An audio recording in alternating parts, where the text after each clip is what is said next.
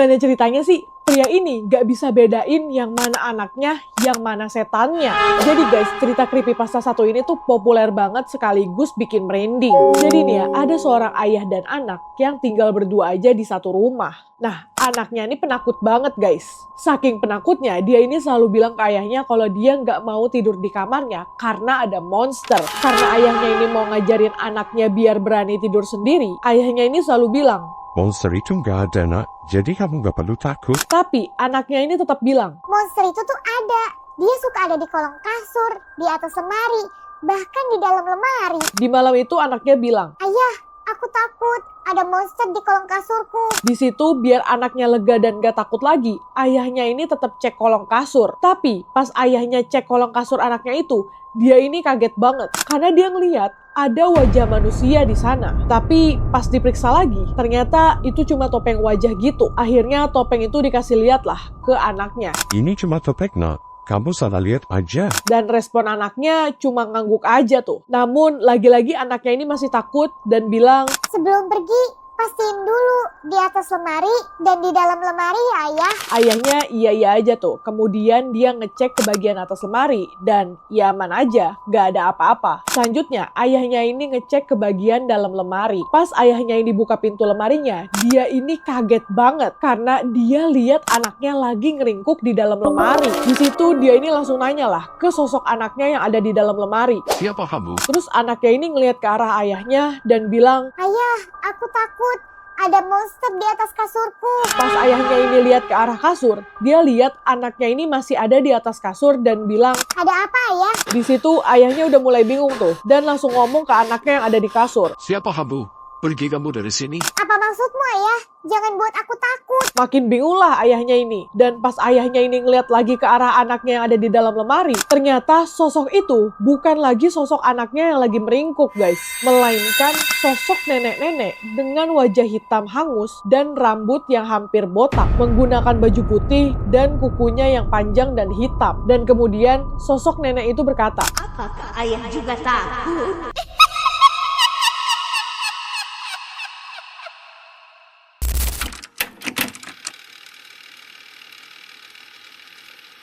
kalian tahu boneka Mr. Parlancin gak sih? Jadi, boneka Mr. Parlancin adalah salah satu urban legend yang menarik perhatian banyak orang, terutama pada penggemar cerita horor dan misteri. Dalam bahasa Spanyol, parlonche. Mohon maaf banget nih ya, kalau lihat di Google, bacanya parlonche.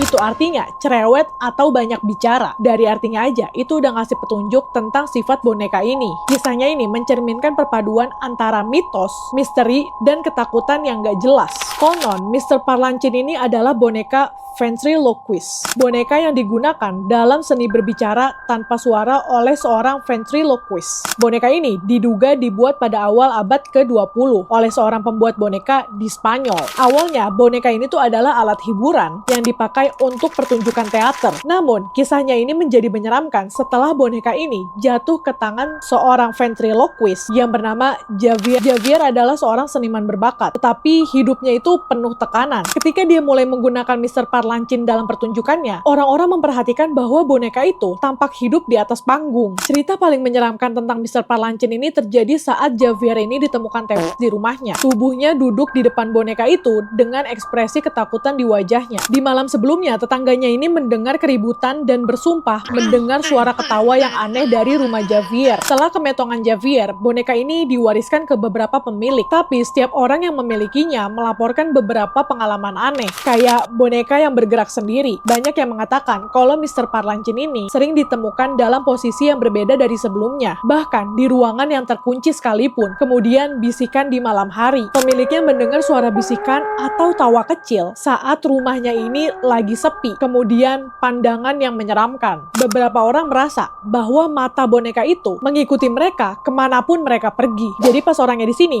matanya itu ke sini. Tapi pas orangnya jalan, ya dia ngikutin tuh. Kayak gitu. Boneka Mr. Parlancin dan akhirnya menghilang dari radar publik. Beberapa orang percaya bahwa boneka itu disimpan di museum pribadi kolektor barang-barang aneh. Sementara yang lain yakin bahwa boneka itu masih berkelana, berpindah tangan ke pemilik baru yang mungkin nggak tahu sejarah kelamnya. Ada juga teori bahwa kisah Mr. Parlancin ini hanyalah urban legend yang terus berkembang dengan tambahan cerita dari mulut ke mulut. Namun bagi mereka yang percaya, boneka ini adalah perwujudan energi jahat atau sesuatu yang nggak bisa dijelaskan dengan logika. Dan yang pasti, kalau kamu ngelihat ada boneka ventriloquist yang kelihatan kayak hidup, mungkin lebih baik kalian hindari. Siapa tahu itu Mr. Parlancin yang lagi nyari teman baru. Horor gak sih kisah ini? Atau menurut kalian, ini hanya kisah iseng belaka aja?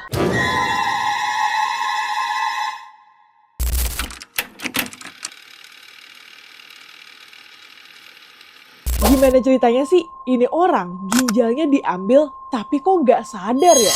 Jadi ada seorang pria yang bernama Mitch. Nah, Mitch ini punya saudara laki-laki yang bernama Edwin. Seminggu sebelum kejadian, rumah Mitch ini disita guys. Karena hal itu, akhirnya Mitch ini minta izin lah ke Edwin untuk tinggal bareng sama dia. Ya karena emang udah 10 tahun gak ketemu, Edwin ini dengan senang hati tuh izinin Mitch buat tinggal di rumahnya. Setelah seminggu pertama Mitch ini tinggal di rumahnya Edwin, dia ini selalu dengar ada suara-suara gitu dari luar. Dan kejadian itu selalu terjadi sekitar jam 1 pagi. Awalnya dia pikir itu cuma rakun.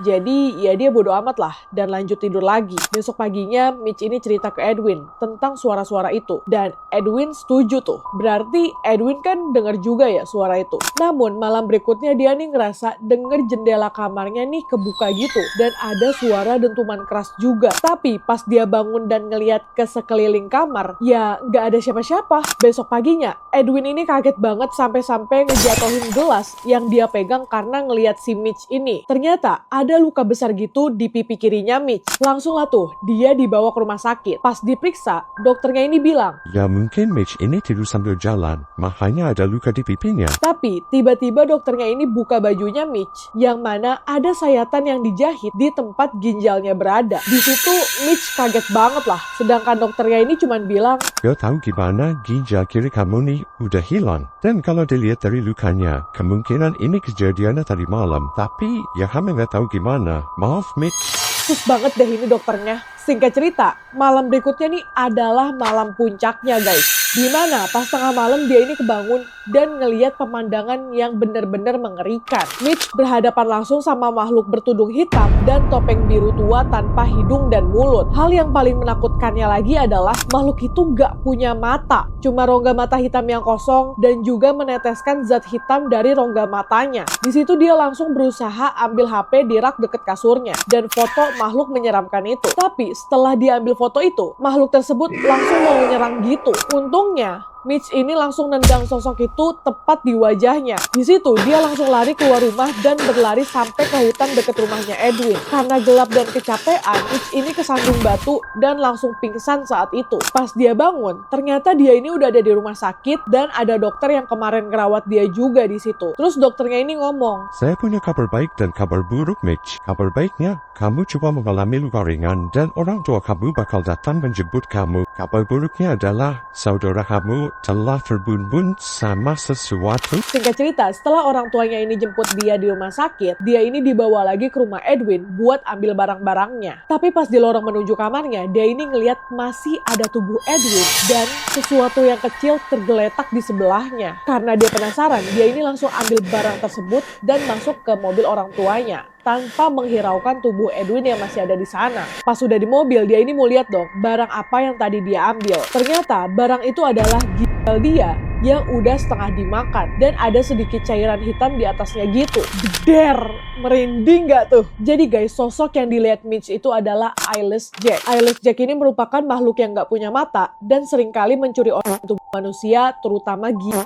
Dan dia ini suka banget datang diam-diam masuk ke rumah orang-orang gitu. Ya buat mencari korban. Nah cerita ini merupakan cerita creepypasta yang cukup populer juga. Bahkan sampai ada gamenya loh. Tapi ngeri banget sih kalau beneran ada di dunia nyata. Bangun-bangun gitu udah nggak ada.